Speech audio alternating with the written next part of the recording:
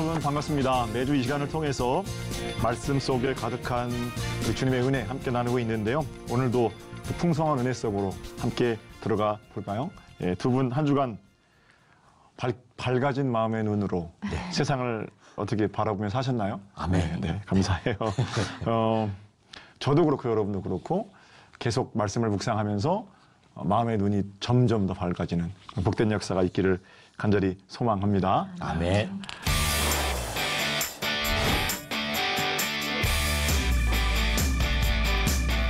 에베소 교회를 향한 사도 바울의 간구가 계속 이어지고 있습니다. 지난 시간 이제 우리가 마음의 눈이 밝아져서 보게 되는 것 뭐라고 말씀드렸나요? 부르심의 소망. 그렇죠. 부르심의 소망. 우리를 불러주신 분이 주님이시고요. 주님의 부르심에 감격하며 응답하는 또 겸손히 나서는 걸음. 그 길 위에서 하나님은 복되고 귀한 일들을 오차없이 이루어 가실 것입니다. 자, 오늘은 마음의 눈이 밝아져서 볼 수 있게 되는 두 번째 덕에 대해서 함께 생각해 볼 텐데 승대현전 18절 다시 한번 읽어주실까요? 네. 너희 마음의 눈을 밝히사 그의 부르심이 소망이 무엇이며 성도 안에서 그 기업의 영광의 풍성함이 무엇이며. 아멘. 아멘. 마음의 눈이 밝아져서 부르심의 소망이 무엇인지 보게 되기를 원한다. 또 두 번째는 성도 안에서 그 기업의 풍성함이 무엇인지 알게 되기를 원한다. 이런 내용입니다. 마음의 눈이 밝아지면 성도 안에 있는 기업의 영광의 풍성함을 보게 된다는 거죠. 네. 제가 지난 1월에 성지 갔다 왔다고 말씀드렸죠. 네. 에베소서를 공부하면서 에베소 다녀왔습니다. 네, 감사해요. 그중에 이제 소아시아 7교회 둘러보는 순서가 있어요. 그 교회들 사데 교회, 버가모, 두아디라, 빌라델피아, 라오디게아 이런 교회들이 이제 서머나 교회 이런 교회들이 있는데 보통 교회를 방문한다 그러면 그러니까 소아시아 7교회를 방문한다 그런 프로그램이면 우리가 생각할 때는 교회가 있던 자리라든지 또는 2000년 전이긴 하지만 혹시 남아있는 건물, 잔해라든지 이런 것들에 대해서 한번 생각하고 가기가 마련인데 선교사님은 처음부터 만나자마자 그러시는 거예요. 목사님 그리고 성도 여러분 여기서 교회 건물 찾으려고 하지 마세요. 교회 터 찾으려고 하지 마세요. 교회는 건물이 아닙니다. 계속 이제 그러세요. 그도 그럴 것이 계시록에 있는 7교회뿐만 아니라 지금 사도 바울이 개척한 에베소 교회, 빌립보 교회 또는 고린도 교회 어떤 교회이든지 간에 건물 남아있는 건 없어요. 시간도 많이 지나서 그런 것도 있고요. 그 건물로서의 교회는 그 지역 주도권을 누가 쥐느냐에 따라서 계속 바뀌는 거거든요. 그러니까 교회 이렇게 말할 때는 교회 건물, 예배당 터 이게 아니고 믿는 사람들의 모임, 골로새 교회, 골로새 지역에 믿는 사람들의 모임이 있었고 에베소 교회, 에베소 지역에 있는 사람들의 모임이 있었고 빌립보 감옥이 또 빌립보 교회가 되었고 이런 거니까 그 감옥에다 교회졌다는 거 아니잖아요. 그러니까 그런 차원에서 모임을 말하는 거다 이런 얘기를 해주시더라고요. 터키에 아이아소피아 성당이 있습니다. 지금 박물관입니다. 아마 터키 여행하시는 분들은 거기 꼭 들리시는 데인데 정확한 정보인지는 제가 모르겠습니다만 그 박물관이 1년 동안 벌어들이는 입장료 수입만 3억 5천만 달러래요. 그래서 그게 가능한가 싶을 정도로 4천억 원 정도 되는 돈이잖아요. 입장료가 비싼 건 아니죠? 입장료는 꽤 그래도 비싸더라고요. 한 10유로 정도 되는 것 같아요. 정확하게 제가 모르겠어요. 예. 어쨌든 그런데 그런 돈을 벌어서 그만큼 큰 돈을 벌 수 있을까 싶을 정도로 웬만한 유전보다 낫죠. 그죠? 어쨌든 그런데 그 6세기에 유스티니아스 황제, 유스티니아노스 맞죠? 황제가 새롭게 이제 지은 그런 예배당이고요. 그 전에 지어져서 여러 가지 회의를 공의회가 주최됐던 곳이기도 하다 이런 얘기도 제가 이제 들었는데 어쨌든 가보면 아주 입이 딱 벌어집니다. 그런데 그 예배당이 그렇게 하나님을 경배하기 위해서 지어졌던 아름다운 예배당이 이슬람 시대에는 모스크로 사용된 거죠. 이슬람 회당으로 사용된 거죠. 그래서 지금도 가보면 가운데 건물이 있고요. 양쪽에 모스크를 상징하는 큰 기둥들이 있어요. 큰 도시에 세워지는 건 기둥이 4개 세워지거든요. 거기도 4개가 세워져 있고요. 그 안에 이슬람을 상징하는 문양들도 있고요. 또 원래 제단이 있던 자리에 메카를 향한 그러한 어떤 단도 거기 세워져 있고 그러니까 그 전에 예배하기 위해 세웠던 예배당에다가 이슬람에서 자기들이 예배하기 위해 세우는 것들을 덧칠해서 합쳐졌고, 그러니까 기독교 예배당이었다가 이슬람 모스크였다가 지금은 4천억 원을 벌어들이는 박물관이고, 뭐 이렇게 이제 시대에 따라서 그 건축물이 용도가 바뀌는 거잖아요. 그러니까 교회는 아무리 아름다운 예배당이라고 할지라도 건축학에서 그 주목할 만한 그런 건물 휘황찬란하게 지어놨어도 건물 자체가 아니라 사람이 교회다, 이 말을 이제 절감하게 되는 거죠. 그 7교회 중에서 라오디게아 교회라는 데를 방문했는데 그 교회 터입니다. 교회 터라고 하지만 어디가 교회인지 사실 모르는 거고요. 라오디게아 성 안에 한 곳에서 모여서 기도하고 찬송한 겁니다. 유명한 관광지인 파무칼레가 거기 있고요. 바로 옆에 라오디게아 교회 터가 있거든요. 왜 제가 이런 얘기를 드렸냐면 라오디게아 교회에 관한 말씀에서 눈 밝아지는 것, 그런 얘기가 잠깐 나오거든요. 자, 요한계시록 3장 18절 제가 읽어드릴게요. 내가 너를 권하노니 내게서 불로 연단한 금을 사서 부요하게 하고 흰 옷을 사서 벌거벗은 수치를 보이지 않게 하고 안약을 사서 눈에 발라 보게 하라.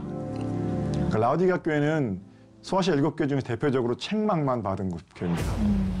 부유함 때문에 책망을 받았어요. 그 지역의 성사님은 그러시더라고요. 온천수가 파무칼레 나오는데 그게 이제 미지근하니까 여기 미지근한 온천 생각하면서 라오디게아 교회 차든지 덥든지 하라, 그렇게 묵상하세요. 또 그렇게 얘기도 하시고요. 예, 부족한 것이 없어요. 그 물자도 풍족하고. 그래서 부족한 것이 없다고 말하지만 정작 눈이 멀어서 자신이 벌거벗은 것을 보지 못했다, 이렇게 책망을 받은 거예요. 그래서 안약을 사서 눈에 발라라 이렇게 말씀하시지만 자신을 정직하게 보는 그런 마음의 눈을 떠라, 이렇게도 읽을 수 있지 않을까 저는 생각해 보는 거죠. 거기서 말씀 묵상하면서 이런 생각했습니다. 우리 35명이 갔거든요. 같이. 하나님, 우리 한국교회가 너무 이제 부자가 돼서 가난하고 힘들 때는 교회 엎드려 기도하는 사람들 많았는데 부자가 되고 살만하니까 눈에 비늘 같은 것이 씌어서 영적으로 벌거벗은 것을 보지 못하는 그런 지경에서 벗어나기를 원하고 그런 어떤 영적인 건강함을 가지고 살기를 원합니다. 이렇게 같이 기도했었어요. 그러니까 라오디게아 교회에 아주 유명한 말씀이 있잖아요. 볼지어다 내가 문 밖에 서서 두드리노니 누구든지 내 음성을 듣고 문을 열면, 우리가 아마 한 달 전에 생각해봤던 말씀 같은데 예수 잘 믿는다는 나도 다시 떠야 할 눈이 있구나. 예수님 때문에 풍족해진 다음에 정작 예수를 중심에서 밀어낼 수 있겠구나. 다시 한번 우리 마음의 중심에 예수님을 모실 수 있도록 마음의 눈을 여는 그게 바로 마음의 눈을 뜨는 일이겠구나라고 생각했습니다. 자, 하나님께서 우리 에베소 읽어가면서 점점 더 마음의 눈 밝게 밝혀주실 줄 그렇게 믿습니다. 자, 지난 시간 사도 바울이 에베소 교회에서 에베소 교회에게, 아니 2000년이 지난 우리에게 부르심의 소망 가운데 있기를 원합니다. 알게 되기를 원합니다. 두 번째, 마음의 눈이 밝아져서 기업의 영광의 풍성함, 그거 알게 되기를 원한다. 또는 알기를 원한다. 이렇게 말하고 있죠. 우리 집사님 또 세례자매님, 여러분들의 기업의 영광의 풍성함은 어떻습니까? 아유, 만족하죠. 만족하죠. 네. 은혜롭고 감사하고. 아유. 예, 아유. 더 가르쳐 드릴 것이 없습니다. 건강 주시고. 그러면 저 질문을 좀 바꿔서 세례자매님, 풍성함이 뭔가요? 흐르고 넘치도록 많은 거. 흐르고 넘치도록 많은 거. 좋아요. 그 풍성함이죠, 분명히. 근데 제가 목회하면서 어떤 분은요, 부족하지 않은데도 부족하다고 하고요. 어떤 분은 흐르고 넘치는데도 여전히 부족함을 느끼고요. 어떤 분은 참 부족해 보이는데도 풍성하다고 말하고요. 부족함이 없다고 말하기도 합니다. 그러니까 풍성함이라는 것은 이 땅에서 잘 먹고 잘 사는 그런 어떤 보이는 것의 풍성함, 이것과는 조금 거리가 있지 않나. 제가 오늘 드리고 싶은 말씀은 그거거든요. 에베소에 가보니까, 드디어 이제 에베소 갔다 온 얘기가 나오죠. 네. 얼마나 그 도시가 풍성한 도시였는지 알겠더라고요. 그 에페스는 터키에 오는 성지순례객들뿐만 아니라 모든 터키 관광객들의 필수 관광지거든요. 그 로마 시대의 어떤 도시가 그대로 다 남아있는 거예요. 얼마나 풍성한 도시였는지 잘 보겠더라고요. 그런데 그 풍성함의 한가운데 살고 있는 에베소 교회 교인들에게 너희 마음의 눈을 떠서 기업의 영광의 풍성함을 보라. 이렇게 말했단 말이죠. 어떤 의미일까요? 지금 너희 풍성하지만 예수 잘 믿으면 지금보다 훨씬 더 잘 살게 될 거다. 가는 말에 채찍질한다고 지금 너희가 가지고 있는 그 풍성함, 전 세계가 부러워하는 그 도시의 풍성함보다 훨씬 더 잘 될 거다. 한 국민소득이 지금으로 얘기하면 10만 불인데 한 100만 불은 될 거다. 뭐 이런 종류의 교훈이었을까요?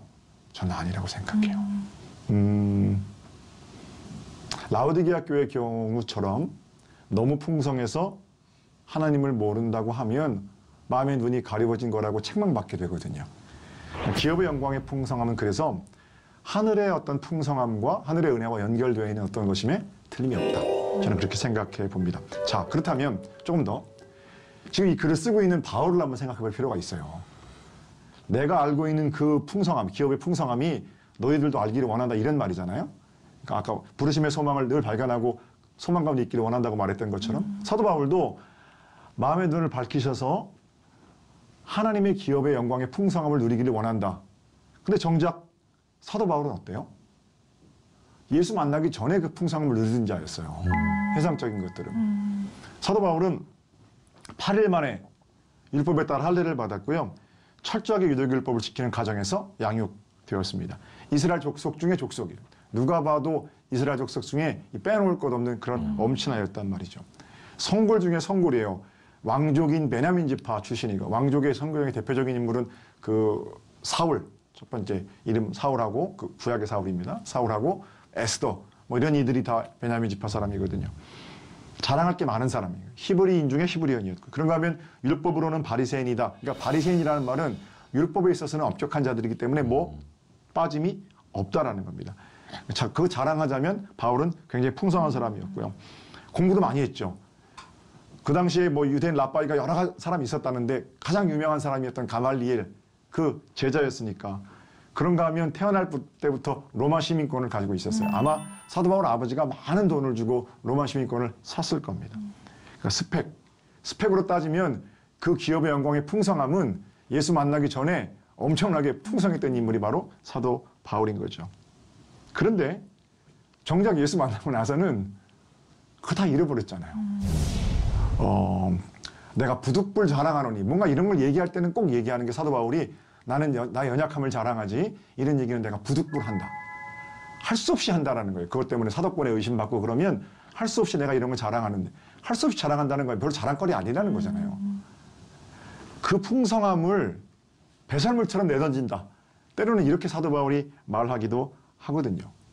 그러니까 이 땅에서 누린 기업의 영광의 풍성함을 적당히 복음과 섞어서 내가 이렇게 풍성했는데 예수 믿으니까 훨씬 더 more and more 풍성해졌다. 이렇게 말하는 게 아니라는 거예요. 그 이유가 뭡니까? 그런 것과는 비교도 안 되는 진짜 풍성한 맛을 사도 바울이 예수 그리스도 통해서 보았기 때문입니다. 그 은혜라고 해도 좋고요. 하늘 기쁨이라고 해도 좋고요. 하늘 평강이라고 해도 좋아요. 어쨌든 지금 내가 누리고 있는 그 기업의 영광의 풍성함을 전부 내려놓을 만큼 위대한 풍성함이 사도 바울에게 날마다 부어지고 있었다는 거죠. 그럼 편지하는 거예요. 여러분도 저처럼 내가 마음의 눈 맑아지고 나서 기업의 영광의 풍성함, 진짜 풍성한 맛 본 것처럼 여러분들도 그 풍성한 도시 에베소에 살면서 그냥 이 땅에서 먹고 살고 누리는 것 때문에 그게 아니고 그 풍성함 자랑하는 거 아니고 진짜 풍성한 맛을 보기를 원합니다. 이게 사도 바울의 편지가 돼야 일맥으로 상통하겠죠.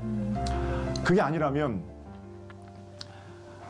오히려 그렇게 말하는 사도 바울에게 그저 이 땅에서 잘 먹고 잘 사는 것 그것만이 목적이라면 지금 사도 바울이 거짓골을 하고 돌아다니는데 선생님 우리는 그저 이만큼 사니까 지금 그 편지 쓰고 있는 선생님이나 좀 잘 챙기세요. 이렇게 오히려 사도 바울을 위로해야 되는 거예요. 근데 그건 아니잖아요. 사도 바울의 편지가 우리에게 교훈이 되는 것은 지금 우리가 누리고 사는 것보다 더 큰 어떤 풍성함의 맛, 기업의 영광의 풍성함이 있다라는 거죠. 여기서 한 가지 생각해 볼 것이 있는데요. 두 분은 어떠세요? 그러니까 이 복음의 본질이랄까요? 예수 그리스도 그리고 이 땅에서의 형통함. 이 두 가지를 형통함이란 말보다는 이 땅에서 누리는 것들의 풍성함 이렇게 말할까요? 이 두 가지를 모두 쫓기 위해서 노력하고 계신 건 아닌가요? 어떠세요? 그러네요. 마치 이 땅에서는 아무것도 안 누려도 되는 것처럼 나는 온통 영적인 것 즐거움만 채워지면 된다. 사실 이게 거짓말이죠. 인간은 사는 동안 마땅히 누려야 할 풍성함이 있고 또 그럴 자격도 저와 여러분에게 있죠. 문제는 누리고 다스려야 할 것들에 집중해서 그리로 가기 위해 예수가 필요하면 뭔가 우선순위가 바뀐 거잖아요. 네. 복음은 저온 살균 된 우유처럼 저온 살균 된 우유는 먹으면 살만 찌잖아요. 그죠? 우유, 혹시 방송 보시는 우유 만드시는 분들이 오해하지 않으셨으면 좋겠는데 생우유는요 반드시 우리 몸에 들어가서 반응을 일으킵니다. 살균되지 않았기 때문에 살아있는. 그러나 저온 살균 시키면 그거는 영양분만 주입되기 때문에 그렇죠? 그리고 가끔 우유 먹고 제가 이렇게 설교하니까 저는 목사님 그 우유 먹고도 배 아파요 그런 분들도 계시더라고요. 진짜 복음이 있어요. 살아있는 거죠. 진짜 복음이 살아있으면 우리 안에 들어와서 통통통 살만 찌우는 게 아니라 반드시 반응을 일으킨단 말입니다. 내 안에 잘라버려야 할 어떤 불신 또는 의심, 죄악 이런 것들과 복음이 반드시 부딪히게 돼 있죠. 그렇다고 해서 모두가 다 가난해하고 모두가 다 뭐 사막으로 가야 하고 나무 위로 가야 하고 산으로 가야 한다 이런 얘기는 아닙니다. 어떤 형편에 있든지 간에 그 이면의 풍성함을 바라보는 마음의 눈이 필요하다라는 거죠. 풍요함이라는 것은 신실한 삶의 결과이지 절대로 기독교 공동체의 가장 우선적인 가치가 될 수는 없다. 저는 그런 생각합니다. 제 친구 목사가 있는데 10년 전에 책을 한 권 써서 발권했어요. 누가복음 가지고 기독교 신앙을 변증했는데요. 단 한 사람을 루카스, 단 한 사람을 위한 복음서라는 책입니다. 그 첫 장에서 그 목사님이 이렇게 질문을 해요. 여러분, 세상에 믿을 건 돈밖에 없다는 현실 속에서 우리가 만난 기독교의 진리가 과연 기쁜 소식일 수 있겠습니까? 그 질문이 오랫동안 마음에 남아있어요. 성경은 산더미처럼 쌓아놓고 살지 않아도 충분히 아름답고 귀한 삶이 있다 이렇게 말하고 있어요. 그래서 18절 말씀 보면서 제가 늘 생각하게 되는 것도 묵상하게 되는 것은 마음의 눈이 밝아지면 네 기업이 더 풍성해질 거다 이런 말이 아니고 마음의 눈이 밝아지면 이미 풍성함으로 인도하신 하나님의 기업의 영광이 보인다. 이렇게 읽게 된다라는 겁니다. 매일 부어지는 하나님의 은혜인 거죠. 정말 중요한 얘기가 있는데요. 그렇게 하나님의 기업의 영광의 풍성함을 바라보는 자들이 이 땅에서 복된 삶을 누리며 살아갈 수 있다는 겁니다. 그러니까 기업의 영광의 풍성함, 죽은 다음에 장차 우리에게 나타날 영광, 사실은 사도 바울은 그런 표현도 많이 쓰거든요. 장차 우리에게 나타날 영광. 그런데 그거는 그저 저 세상의 것. 그러니까 여기서 아주 찢어지게 가난하게 살아도 이를 악물고 참아라. 이런 종류의 권면은 아니라는 거예요. 기업의 영광의 풍성함의 맛을 미리 본 사람들이 사도 바울처럼 이 땅에서 승리와 평강 또 천국을 살아낼 수 있다는 거죠. 죽은 다음에 시작되는 영광이 아니고요. 그 하늘 맛을 미리 본 사람들이 여기서부터 시작되는 풍성한 하나님의 나라. 그 이야기를 하고 있다는 겁니다. 미리 맛본다. 저는 이런 표현 굉장히 좋아하는데요. 요즘은 뷔페가 하도 많이 생겨서 가도 요령이 생겼잖아요. 그죠? 그래서 한 50가지 음식이 있으면 다 다니면서 맛있는 것만 골라서 담아오고. 근데 저 어릴 적에는 뷔페 가는 일이 뭐 거의 흔하지 않은 일이고 없었죠. 예. 한번 서울 올라와서 혹시 뷔페 한번 가게 되면 어떤 실수를 합니까? 와, 음식이잖아요. 그죠? 예. 일단 보이는 대로 담는 거예요. 예. 요즘도 그러시는 분이 있어요. 뷔페 가면 이제 배가 고프니까 막 닥치는 대로 담아요. 정작 한 번, 두 번째 바퀴 가보니까 맛있는 걸 또 안 담았어요. 그럼 또 딱 담아요. 근데 세 번째는 배가 불러서 디저트나 먹으라고 갔더니 저쪽에 진짜 맛있는 게 있어요. 못 먹는 거죠. 음식점에 가서 코스 요리 먹을 때요. 저도 목사가 돼서 대접 많이 봤는데 이제 앞에 주는 음식들이 있어요. 그죠? 여러 가지가 확 먹어요. 근데 끝난 줄 알았는데 진짜 배가 불러 더 이상 못 먹겠는데 가장 메인 요리 무슨 고급 스테이크라든지 좋은 회가 그제서야 나오는 거예요. 그러면 이걸 어떻게 먹어요? 아까우니까 또 집에 싸갖고 가는 거예요.